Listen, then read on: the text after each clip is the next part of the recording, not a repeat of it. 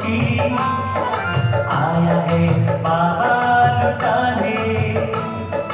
कर लो कमाई इक्कीस जन्मों की, कर लो कमाई इक्कीस जन्मों की, आया है बाबा लुटाने।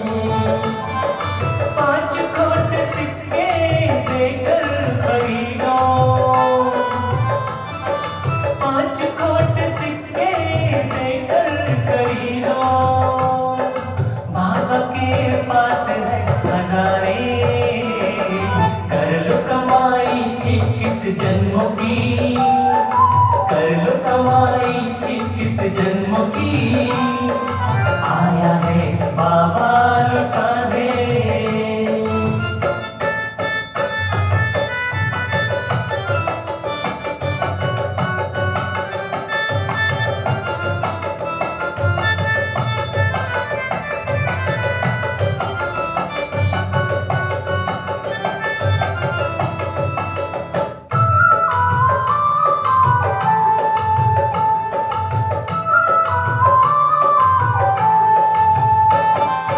अपने को आत्मा समझकर देह के भान को भूलो,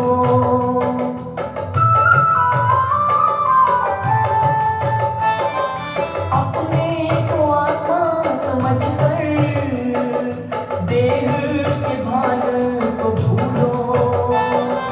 जन्मों जन्म के गुणों को याद करके सतयुग को छू लो। कर लो कमाई इक्कीस जन्मों की, कर लो कमाई इक्कीस जन्मों की, आया है बाबा लुटाने।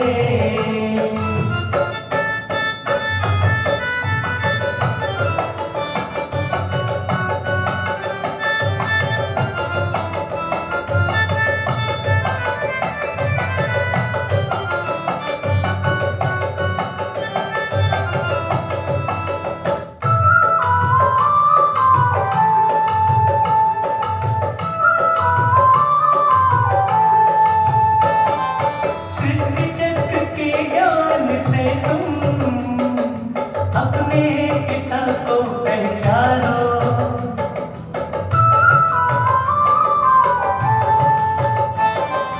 सृष्टि चक्र के ज्ञान से तुम अपने पिता को पहचानो। ज्ञान के सागर है बाबा, संगम पे आते हैं जानो। कर लो कमाई इक्कीस जन्मों की, कर लो कमाई इक्कीस जन्मों की, आया है बाबा लुटाने।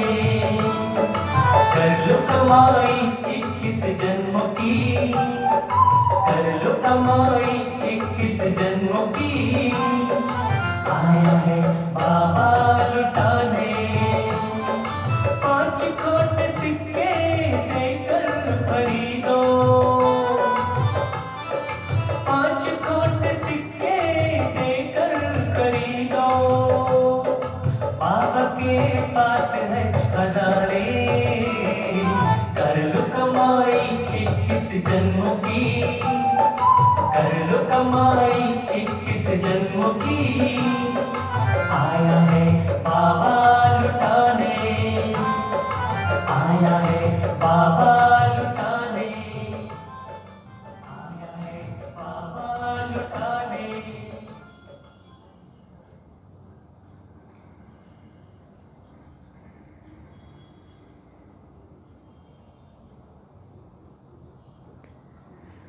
ओम शांति। कर लो कमाई 21 जन्मों की, आया है बाबा लुटाने। भक्ति में भी गीत गाते थे, ले लो रे कोई राम का प्यारा, शोर मचाऊं गली गली, राम नाम के हीरे मोती मैं बिखराऊं गली गली। तो बाबा भी हम बच्चों को हीरे मोतियों से, रत्नों से श्रृंगार करने आया है, कमाई कराने आया है। तो तो बाबा ने आज कहा 15/3/2022 के आज बाबा के साकार महावाक्य हैं। बाबा ने आज कहा कि मीठे बच्चे, तुम्हें ऐसा बाप मिला है जो बाप, टीचर, सतगुरु तीनों ही एक है। इसलिए अब भटकना छोड़ सच्ची सच्ची कमाई में लग जाओ। प्रश्न है, नई दुनिया में राज्य करने के लायक कौन बनते हैं? बाबा ने कहा, जो अभी सर्वशक्तिवान बाप से सर्व शक्तियाँ प्राप्त करते हैं। तुम बच्चे रूहानी वॉरियर्स हो, बाप की मत पर अपनी राजधानी स्थापन कर रहे हो। बाप तुम्हें श्रीमत देते हैं कि योग बल से तुम विजय प्राप्त करो। दूसरा प्रश्न है, किन बच्चों के हर कदम में कमाई जमा होती है? तो बाबा ने कहा, जो हर कर्म श्रीमत पर करते हैं उनके हर कदम में कमाई ही कमाई है। याद में रहना भी कमाई, सर्विस करना भी कमाई, यज्ञ सेवा करना भी कमाई। देखो बाबा ने कितनी अच्छी बात कही कि जो बच्चे हर कर्म श्रीमत पर करते हैं उनके हर कदम में कमाई ही कमाई है। याद में रहना भी कमाई, सर्विस करना भी कमाई, यज्ञ सेवा करना भी कमाई। और आज का गीत है ओम नमो शिवाय। अभी तुम बच्चों को यह मालूम हुआ कि एक होता है लौकिक बाप, दूसरा होता है पारलौकिक बाप। जब कोई भी दुख होता है तो पारलौकिक माता पिता को याद किया जाता है। कोई सिर्फ परमात्मा को याद करते हैं, कोई कहते तुम माता पिता। चाहे कोई माता को याद करे या ना करे, लेकिन जब गॉड फादर कहते हैं तो माता जरूर है ही है। माता बच्चे माता बिगर तो पैदा हो भी नहीं सकते। तो पारलौकिक माता पिता है जिनको याद किया जाता है। जरूर वह कुछ सुख देकर गए हैं। याद आता है भारत सुख धाम था, स्वर्ग था। लौकिक माँ बाप से दुख मिलता है तब तो पारलौकिक को याद किया जाता है, क्योंकि उनसे सुख बहुत मिलता है। नरक में हैं तब याद करते हैं कि फिर से स्वर्ग में जाकर सुख घनेरे पावें। गुरु लोग तो कहते हैं जप तप भक्ति आदि करो। बाबा तो ऐसी मत नहीं देते हैं। लौकिक बाप तो कहेंगे पढ़ने के लिए टीचर के पास जाओ। फिर वानप्रस्थ अवस्था होगी तो कहेंगे गुरु के पास जाओ। समझे? तो यहाँ हमें सत बाप, सत टीचर और सतगुरु एक ही मिला है। देखो लौकिक और पारलौकिक में कितना फर्क है। वह कितना भटकाते, यह तो कहते मैं तुम्हारा बाप भी हूँ, टीचर भी हूँ, गुरु भी हूँ, तो फिर तुमको भटकाऊंगा कैसे? यह तो तीनों ही खुद हैं। इसलिए इनको सब याद करते हैं। मनुष्य तो भक्ति मार्ग में बहुत धक्के खाते हैं। ज्ञान मार्ग में धक्के खाने की बात ही नहीं। यह भक्ति और ज्ञान दुख और सुख का खेल बना हुआ है जो बच्चों को समझाते हैं। हद का टीचर हद की पढ़ाई पढ़ाते हैं। मैं बेहद का टीचर तुमको बेहद की पढ़ाई पढ़ाता हूँ। तुम जानते हो यह है मृत्युलोक। वो जो पढ़ाई पढ़ाते हैं पुरानी दुनिया के लिए और हम जो कुछ पढ़ते हैं नई दुनिया के लिए। यह दुनिया दिन प्रतिदिन पुरानी होती जाती है, इनमें सुख कभी भी मिलना ही नहीं है। सुख और दुख यह खेल कैसे बना हुआ है, यह बाप ही समझाते हैं। बाप आत्माओं से बात करते हैं कि बच्चे तुम ही सुख में थे, फिर जब रावण की प्रवेशता होती है तब धीरे धीरे दुख शुरू होता है। फिर कल्प के संगम पर आकर तुमको सुख में ले जाता हूँ। अभी तुम्हारी बुद्धि का ताला खुला हुआ है। जो तुम जानते हो यह सब बातें यथार्थ हैं, यह बाप के सिवाय कोई सुना नहीं सकते। समझे, ये हम ही जानते हैं कि ये बातें कैसी हैं, यथार्थ हैं, जो श्री बाबा के सिवाय कोई सुना नहीं सकते। बाबा ही आकर तुम बच्चों को सुख देता है। अभी तुम जानते हो आत्मा अविनाशी है, यह शरीर तो बदलना पड़ता है। परमात्मा भी परम आत्मा है, उनका नाम शिव है। जो सभी मनुष्य मात्र हैं उनका रचयिता है। यहाँ सब हैं हद के क्रिएटर, बाबा है बेहद का क्रिएटर। सतयुग से लेकर कलयुग तक तुमको जो बाप मिले हैं वह हैं हद के। सतयुग में तुम्हारी प्रारब्ध है, वहाँ तुमको एक बाप और एक बच्चा मिलता है। कलयुग में एक बाप को 8-10 बच्चे होंगे। प्रजापिता ब्रह्मा को देखो कितने ढेर बच्चे हैं, परंतु वह हैं मुख वंशावली जो बीके बनते हैं। फिर सतयुग में जाकर देवता बनेंगे। वो लौकिक बाप, टीचर, गुरु सब हद की बातें सुनाते हैं। यह पारलौकिक बाप बेहद की बातें सुनाते हैं। नई बातें बाप बच्चों के आगे ही बोलते हैं। बाबा कहते भल घर में रहते भी तुम यह नई शिक्षा प्राप्त करो, यह भगवान की पाठशाला है। यह है श्रीमद् भगवत गीता पाठशाला अथवा ज्ञान के गीत जो तुम ही सुनते हो। ज्ञान सागर बाप ही आकर तुमको ज्ञानेश्वरी बनाते हैं। मम्मा को कहेंगे ज्ञानेश्वरी। ह्यूमैनिटी का सिजरा शुरू होता है। पहले है प्रजापिता ब्रह्मा, फिर है जगत अम्बा। पहले पहले ब्राह्मण रचते हैं, फिर है देवता, क्षत्रिय, वैश्य, शूद्र। जगत अम्बा का भी बड़ा मर्तबा है, परंतु उनको कोई जानते ही नहीं है। ढेरों के ढेर देवियों के चित्र बना दिए हैं, नव दुर्गा जो दिखाते हैं।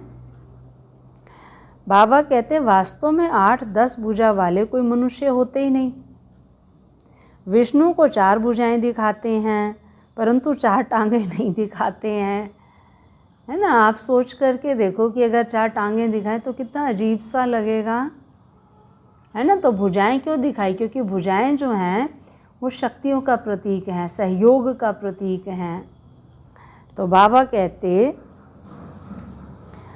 यह सब है गुड़ियों का खेल। कलकत्ते में बहुत देवियां बनाते हैं, बहुत खर्चा करते हैं। अपना भी जो कलकत्ता बाबा का घर है वहाँ पर भी बहुत धूमधाम से देवियां बनाई जाती हैं हर वर्ष, और बहुत अच्छी रीति से वहाँ पे सेवा भी होती है। खर्चा बाबा कहते बहुत खर्चा करते हैं, खिला पिलाकर फिर जाकर डुबोते हैं। यह सब है भक्ति मार्ग। तुम जानते हो हम सो देवी देवता थे, फिर असुर बने, फिर बाप आकर 100 देवी देवता बनाते हैं। अभी यह भ्रष्टाचारी दुनिया है। गवर्नमेंट भी कहती है, परंतु सीधा पूछो तुम पतित हो तो मानेंगे नहीं। अरे तुम पतित पावन को बुलाते हो। सब बुलाते हैं यथा राजा रानी तथा प्रजा। सन्यासी पवित्र बनते हैं, यह भी ड्रामा में नूंद है। भारत जैसा पवित्र खंड कोई होता ही नहीं, इसलिए उनको कहा जाता है सचखंड। फिर वही झूठ खंड बनता है। भारत को पावन बनाने बाप भारत में ही आते हैं। भारत में ही शिव का अवतरण होता है। सोमनाथ का मंदिर कितना भारी बनाया है, भारतवासियों ने ही बनाया है। जिसको बाप ने इतना साहूकार बनाया है, बाप तो यहाँ पतित दुनिया और पतित शरीर में आते हैं पावन बनाने, लेकिन कई बच्चे पहचानते ही नहीं हैं क्योंकि साधारण है। कहा ना गीता में, मुझ साधारण तन में आए हुए परमात्मा को कोटों में कोई और कोई में भी कोई पहचानता है, और मूढ़मती लोग मुझे तुच्छ समझकर गालियाँ भी देते हैं। लेकिन हे अर्जुन, मैं ऐसे अपकारियों पर भी उपकार करता हूँ, उनका भी उद्धार करता हूँ। बाबा कहते, फिर भक्ति मार्ग में तुम्हारे पास पैसे बहुत होते हैं तो हीरे जवाहरों के तुम मंदिर बनाते हो। सतयुग में तो अनगिनत पैसे होते हैं, वहाँ पैसे की गिनती नहीं, बेशुमार धन रहता है।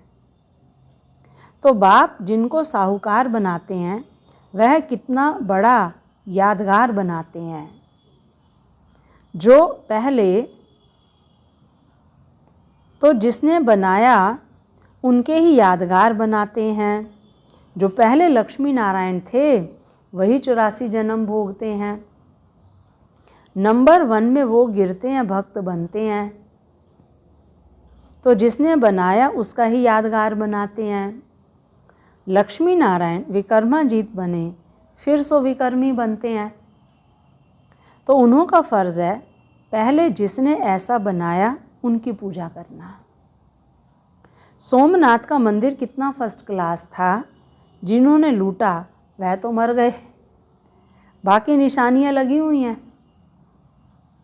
समझे? और इन बातों से भी मनुष्य आज समझ नहीं रहा कि हमारे साथ क्या जाने वाला है, किसके लिए, क्यों हम इतना पाप कमा रहे हैं।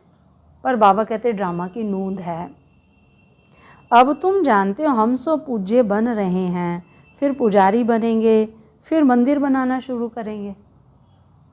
सिर्फ एक मंदिर तो नहीं होगा, राजाएं अपने घर में भी मंदिर बनाते हैं, जैसे घर में गुरुद्वारा बनाते हैं।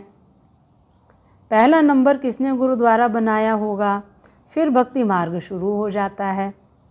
पहले अव्यभिचारी भक्ति करते हैं, फिर व्यभिचारी। आजकल तो मनुष्य अपनी भी पूजा कराते हैं, उनको कहा जाता है भूत पूजा। पंच तत्वों को क्या कहा, पंचभूत कहा ना। भूत पूजा भी दुनिया में अथाह है। जो आया सो चित्र बनाते जाते हैं, भक्ति मार्ग है ना। अभी तुम्हारी बुद्धि में सारा ज्ञान है, बाप संगम पर एक ही बार आकर नॉलेज देते हैं। शास्त्रों में तो अनेक अवतार लिख दिए हैं, अवतार एक होता है। बाबा कहते अवतरित तो आत्मा भी होती है, परंतु अवतार मनुष्य को नहीं कहा जाता है। अवतार एक ही निराकार बाप है जिसको सारी दुनिया बुलाती है। समझे? क्योंकि वो क्या करता है, पर काया प्रवेश करता है। बाकी जो भी मनुष्य आत्माएं आती हैं वो अपनी देह धारण करती हैं। अगर हम धर्म पिताओं के लिए कहें, वो भले अपनी देह धारण नहीं करते, पहले पर काया प्रवेश करते हैं, लेकिन फिर तो वो जन्म पुनर्जन्म में आ जाते हैं ना यहाँ पर ही। लेकिन बाबा पर काया प्रवेश करता है और फिर जन्म पुनर्जन्म में भी नहीं आता है। तो बाबा कहते अवतार एक ही निराकार बाप है जिसको सारी दुनिया बुलाती है। फादर तो एक ही होगा ना, जो परम धाम में रहते हैं, तो मदर भी चाहिए। तो मदर भी क्या परम धाम में रहती है? नहीं। मदर फादर का प्रश्न यहाँ होता है, फादर को यहाँ क्रिएट करना है। इसलिए बेहद के बाबा को याद करते हैं, बाबा आकर स्वर्ग की रचना करो। उसको कहा जाता है हेवनली गॉड फादर, स्वर्ग का रचयिता। अभी तो कितना दुख, लड़ाई, मारा मारी है, इसलिए बुलाते हैं हे गॉड फादर रहम करो, हे पतित पावन आओ, हम सब दुखी पतित हैं। हे बाबा फिर आकर स्वर्ग श्रेष्ठाचारी बनाओ। तुम सब भ्रष्टाचारी थे, अब श्रेष्ठाचारी बन रहे हो। बन गए नहीं हो, बन रहे हो। बन जाएंगे तो चिट्ठी कट जाएगी। भ्रष्टाचारी को श्रेष्ठाचारी बनाना एक बाप का ही काम है, जो वर्ड गॉड फादर है। वह जानते हैं सब बच्चे इस समय निधन के बन गए हैं, उन्हों को धन का श्रेष्ठाचारी बनाना है। 10-20 मनुष्यों को तो श्रेष्ठाचारी नहीं बनाएंगे। भारत श्रेष्ठाचारी था तो डीटी गवर्नमेंट थी, देवी राज्य था यहाँ पर। अब रावण राज्य है तो 5 विकारों की प्रवेशता है। भगवानुवाच, एक निराकार को ही भगवान कहा जाता है। एक गीता को खंडन करने से सब शास्त्र खंडन हो जाते हैं। बाप कहते हैं, मैंने तुमको जब राजयोग सिखाया था तो भारत स्वर्ग बन गया था। गीता मैंने सुनाई थी। कृष्ण को सारी दुनिया का भगवान कह न सकें, हम आत्माओं का बाप तो निराकार भगवान है। बाकी यह कैसे कहा गीता का भगवान श्री कृष्ण है? कहते हैं व्यास ने लिखा है, परंतु बाप कहते हैं नए विश्व का रचयिता, ज्ञान का सागर, पतित पावन मैं ही हूँ। मुझे ही सभी आत्माएं पुकारती हैं, हे पतित पावन परमात्मा आओ, आकर मुझे पावन बनाओ। निराकार बाप ही ब्रह्मा द्वारा पावन दुनिया की स्थापना, पतित दुनिया का विनाश कराते हैं। फिर जो पवित्र बनते वही राज्य भाग्य करते हैं। तुम हो शिव शक्ति सेना, जगत अम्बा निमित्त बनी हुई है। वह भी शिव बाबा से योग लगाए शक्ति ले रही है रावण पर विजय पाने। भारत में ही रावण राज्य है, भारत में ही रावण को जलाते हैं। भारत ही श्रेष्ठाचारी था। यहाँ कलयुग में भारत भ्रष्टाचारी है, यही खेल है। भ्रष्टाचारी से श्रेष्ठाचारी और श्रेष्ठाचारी से भ्रष्टाचारी, यह चक्र कैसे फिरता है, यह बड़ी समझने की बातें हैं। बुद्धि कैसी चाहिए? विशाल बुद्धि, तीक्ष्ण बुद्धि, कुशाग्र बुद्धि, श्रूढ़ बुद्धि। तुम बच्चे जानते हो, हम सब कुछ करते हुए भारत को स्वर्ग बना रहे हैं बाप की श्रीमत पर। तुम हो रूहानी वॉरियर्स, योग बल वाले। सर्वशक्तिवान बाप की मत पर अपनी राजधानी स्थापन कर रहे हो। बाप मत देते हैं कि योग बल से तुम विजय पा सकते हो। योग में रहना यह भी कमाई है, यज्ञ सर्विस करना यह भी कमाई है। और सब चल रहे हैं मनुष्यों की मत पर, और तुम हो सर्वशक्तिवान बाप की मत पर। और कोई विश्व पर जीत पा ना सके, ड्रामा में उनका पार्ट ही नहीं है। वर्ड पर राज्य करने का कितनी बड़े ते बड़ी और साधारण बातें हैं, और बाबा कितनी सहज रीति से समझाते हैं। लेकिन बाबा कहते तुच्छ बुद्धि मनुष्य इतनी सहज बातों को भी समझ नहीं पाते हैं, और बड़ी सरलता से समझाते हैं साधारण भाषा में। बाबा कहते प्रदर्शनी से अभी तक इतना समझते नहीं हैं, तो भी प्रजा निकलती रहती है, तो भी प्रजा तो बाबा कहते बनती है। अच्छा, मीठे मीठे सिक्की लद्धे बच्चों प्रति माता पिता बाप दादा का याद प्यार और गुड मॉर्निंग। रूहानी बाप की रूहानी बच्चों को नमस्ते। रूहानी बच्चों की रूहानी बाप दादा को नमस्ते नमस्ते नमस्ते। सभी पहुँचे पांडव भवन हंसते हंसते पहुँचे। अच्छा, सार है हर कर्म श्रीमत पर करना है। याद में रहकर यज्ञ सेवा कर अपनी कमाई जमा करनी है। दूसरा, भटकना छोड़ भविष्य नई दुनिया के लिए पढ़ाई पढ़नी है। ज्ञान को धारण कर ज्ञान ज्ञानेश्वर ज्ञान ज्ञानेश्वरी बनना है। वरदान है अमृत वेले अपने मस्तक पर विजय का तिलक लगाने वाले स्वराज्य अधिकारी सो विश्व राज्य अधिकारी भव। अमृत वेले अपने मस्तक पर विजय का तिलक लगाने वाले स्वराज्य अधिकारी सो विश्व राज्य अधिकारी भव। रोज अमृत वेले अपने मस्तक पर विजय का तिलक अर्थात स्मृति का तिलक लगाओ। भक्ति की निशानी तिलक है और सुहाग की निशानी भी तिलक है। राज्य प्राप्त करने की निशानी भी राज तिलक है। कभी कोई शुभ कार्य में सफलता प्राप्त करने जाते हैं तो जाने के पहले तिलक देते हैं।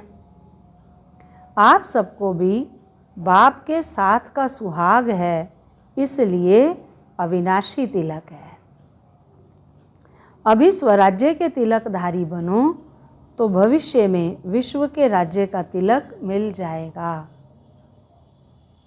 और स्लोगन है ज्ञान गुण और शक्तियों का दान करना ही महादान है। फिर है अनमोल ज्ञान रतन दादियों की पुरानी डायरी से। जिस समय कोई दैवी वत्स समझता है कि मैं तन मन धन सहित यज्ञ में स्वाहा अर्थात अर्पण में हो चुका, उस समय उस अर्पण हुए वत्स में कुछ भी अपनापन नहीं रहता है। सब यज्ञ की सर्विस में आ जाता है। उसमें भी तन और मन तो नज़दीक रहता है, धन फिर भी अलग है। तो तन मन को यज्ञ की सर्विस में लगाना ही शुद्ध सेवा है।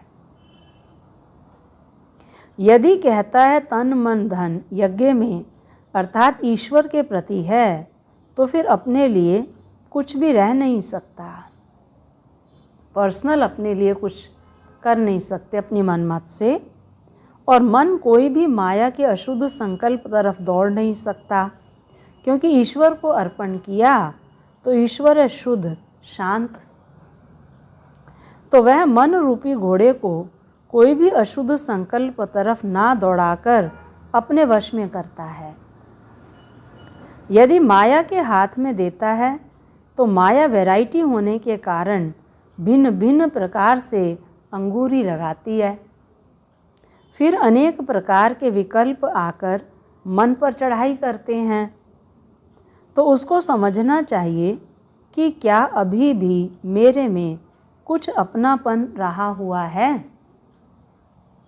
क्योंकि यदि यज्ञ प्रति स्वाहा हुआ तो फिर पवित्र हो गया, फिर यज्ञ की सर्विस बिगर कोई भी तरफ तन मन वर्क नहीं कर सकता।